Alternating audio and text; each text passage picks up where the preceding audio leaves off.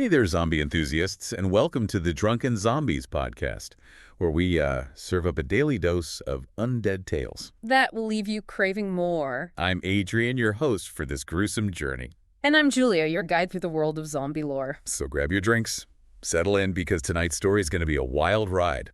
It is. We're kicking things off with a brand new show format, folks. Brand new. Every day, we'll bring you a fresh, addictive zombie story, all served up with a side of humor, and just enough scares to keep you coming back for more. Yeah, don't forget to rate and follow us for your daily fix of the Drinkin' Zombies podcast. Now, tonight we're heading to Dead Man's Gulch, Dead Man's Gulch. a frontier town where the living and the dead are locked in a showdown that'll make your blood run cold. Just the name itself. Oh, yeah. Dead Man's Gulch sends shivers down my spine. What kind of source material are we dealing with here? Well, we've got excerpts from a story called The Good, the Bad, and the Undead. And let me tell you, the writing is phenomenal. It's like stepping right into a classic Western, but with a terrifying zombie twist. You can practically feel the dust, hear the gunshots, and smell the decay. I can only imagine. And you mentioned a showdown. Yes. Tell me, who are the players in this gruesome game? Okay, we've got an unlikely trio. Eli Hawk. Hawkins, a bounty hunter with a reputation for taking down the toughest outlaws. Uh-huh. Sheriff Marlowe, a woman who's as tough as nails and dedicated to protecting her town. Right. And Josiah Reed, an explosive expert. And by explosive, I mean both his personality and his, shall we say, unique problem-solving methods. A bounty hunter, a sheriff, and an explosives expert walk into a zombie-infested town. It sounds like the start of a bad joke, but I have a feeling it's going to get deadly serious. You got that right. And what makes this story really interesting is how their individual skills become essential for survival. Well, Hawk with his sharpshooting and tracking abilities. Yeah. Sheriff Marlowe, known for her leadership and cool head in a crisis. And Josiah, well, let's just say his, shall we say, unconventional methods come in handy when facing a horde of the undead. Hold on, unconventional. Yeah. Are we talking about blowing stuff up? Because honestly, explosions and zombies, I can already tell this is going to be an awesome story. Let's just say Josiah has a certain fondness for dynamite. I knew it. And when you're facing a horde of the undead, sometimes a well-placed explosion is the best solution. The story really captures the chaos of the situation. The town is descending into, panic saloons are boarded up, and there's this eerie silence hanging over what was once a bustling frontier town. It's chilling. It's like the calm before the storm, and the storm is a horde of flesh-eating monsters. Right. So how do these three even end up working together? I can't imagine a bounty hunter, a sheriff, and, well, someone who loves explosions would be the best of friends under normal circumstances. They're definitely not your typical team, but the zombies force their hand. Hawk rides into town, lured by a hefty bounty on the undead. Sheriff Marlowe is desperately trying to hold the town together, and Josiah's just trying to survive like everyone else. Right. There's this pivotal moment in the story where a lone zombie, described as having skin hanging loose and eyes devoid of life, stumbles out of a saloon. And even Hawk, a seasoned bounty hunter, is taken aback by this creature that seems to defy everything he knows about death. I bet. I mean, we all know The Walking Dead, the classic zombie, but every story has its twist. What makes these zombies different? These guys, the story specifically mentions that these zombies aren't the mindless, shambling horde we're used to seeing. They're coordinated, cunning, and even seem to exhibit a disturbing level of intelligence. Yeah. They adapt to the hero's tactics, learning from each encounter, which makes them even more terrifying and difficult to defeat. Smart zombies. Okay. Things just got a whole lot more interesting and a lot more scary. Yeah. I'm guessing dynamite alone is going to cut it. What kind of defenses does Dead Man's Gulch have against a horde of intelligent, flesh-eating monsters? They use anything and everything they can find. Dynamite from the mines, of course, courtesy of Josiah. Of course. But also barbed wire, old wagons, anything to slow the horde down. They even drag out the old cannons from Fort Alamo. Wow. The story really highlights the ingenuity of the townsfolk in the face of unimaginable horror. It's like they turned a Wild West town into a zombie-proof fortress. Oh. That's incredible. Yeah. But if these zombies are as clever as you say, I have a feeling even the best defenses won't hold them back for long. You're absolutely right. As the story progresses, the horde keeps adapting, overcoming every obstacle they face. Oh, no. The situation becomes desperate, and the heroes are forced to come up with a risky plan, lure the horde into Dead Man's Canyon, and blow the pass, trapping them forever. Whoa, that's a high-stakes gamble. Yeah. What can possibly go wrong? Actually, don't answer that. I think we both know. You're right to be worried. This is where things take a dark turn. Okay. The plan works almost. The canyon explodes, burying the horde under tons of rock and debris. But from the dust and smoke emerges a figure completely unharmed by the explosion, the necromancer. A necromancer? Yeah. You've got to be kidding me. Things just went from bad to worse. Who is this necromancer and what does it mean for our heroes? Well, the necromancer is described as being made of shadows and malice, with eyes burning with evil. Oh boy. He's basically the puppet master behind the zombie horde controlling them, making them even more dangerous and difficult to kill. A puppet master for the undead. Oh. Okay, now I'm officially terrified. Dynamite and cannons are one thing, but how do you fight a being with that kind of power? That's where things get even more intense. The heroes discover an ancient text that mentions a ritual that can banish the necromancer and his army of the undead. The catch. The catch. It requires a willing soul to make the ultimate sacrifice. Oh no. This is where things get heavy. Tell me who steps up to make this sacrifice. Oh, for that you'll have to wait until part 2. Ugh, the suspense is killing me. But don't worry, zombie fans.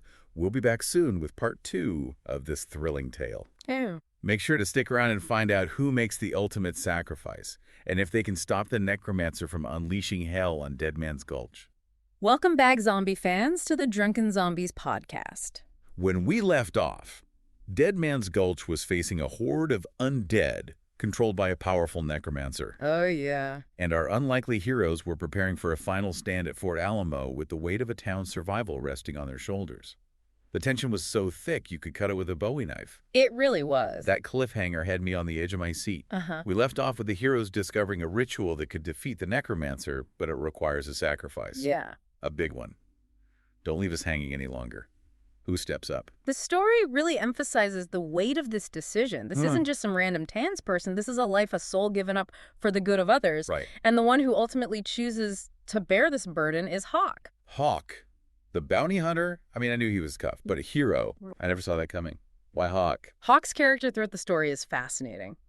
He starts as this hardened, solitary figure driven by profit. Yeah. But as the story unfolds, we see a change in him. Okay. He starts to care about the people of Dead Man's Gulch, about their fight for survival. Interesting. His decision to sacrifice himself is a culmination of that transformation.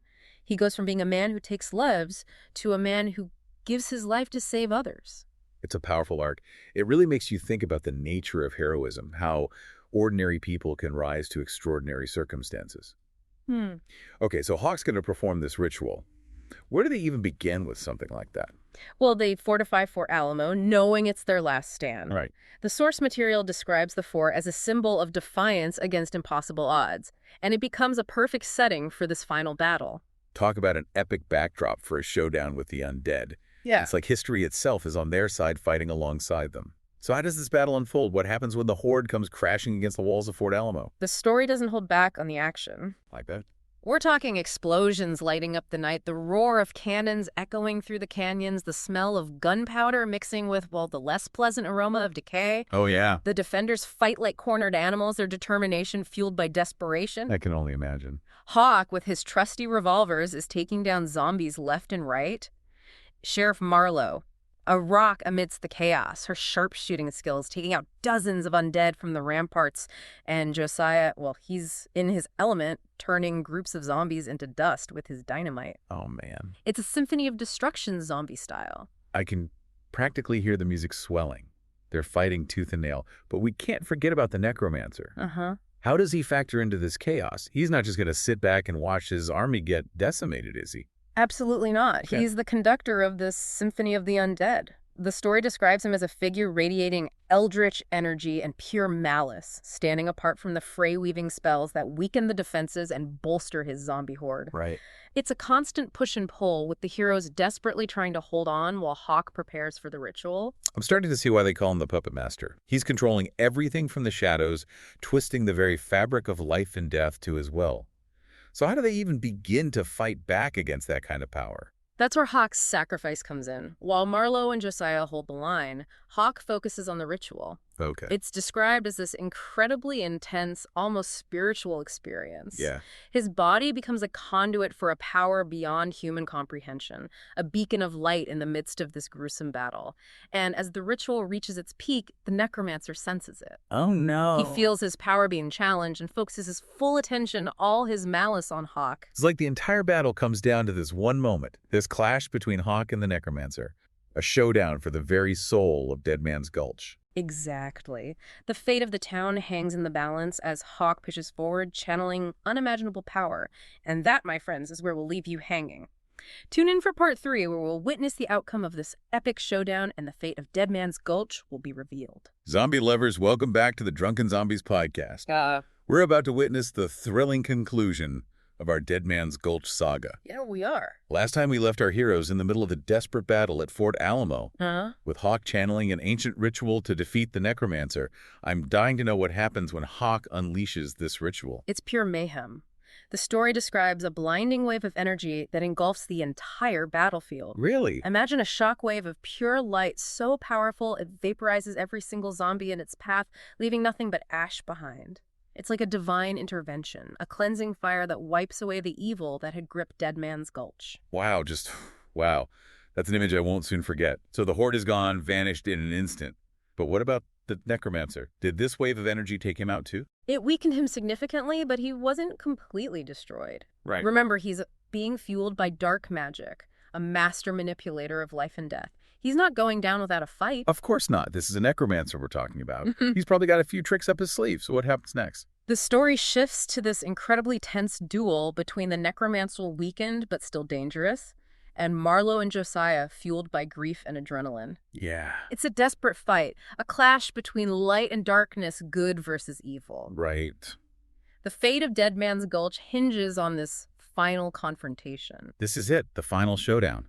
I can't imagine the pressure they're under. It's more than just their lives at stake. It's the future of their town, their community, everything they've fought for. You can feel the weight of that responsibility in the writing. Every blow is charged with emotion, every move fueled by desperation. And in the end, through sheer grit and determination, fueled by their grief for Hawk and their love for their town, Marlowe and Josiah managed to strike the necromancer down. They did it. Dead Man's Gulch is finally free from the grip of the undead. But at what cost? It's a bittersweet victory. The town is safe, but they've lost so much friends, neighbors, loved ones, and of course Hawk, the man who sacrificed everything to save them. It's a reminder that even in victory, there can be loss, and that sometimes the greatest sacrifices are made by the most unexpected heroes. The story doesn't end with the battle, though. It shifts to the aftermath, the long, difficult process of rebuilding. The physical scars of the zombie invasion might heal, but the emotional ones run deep. The source material really highlights the resilience of the human spirit. Despite their grief, the people of Dead Man's Gulch come together. They share their stories, their losses, and their hopes for the future.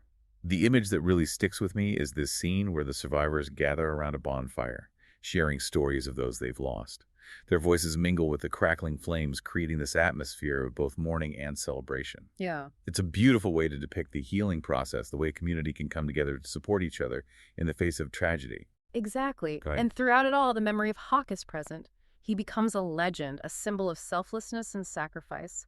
His story inspires them to rebuild, to honor his memory by creating a better future for Dead Man's Gulch.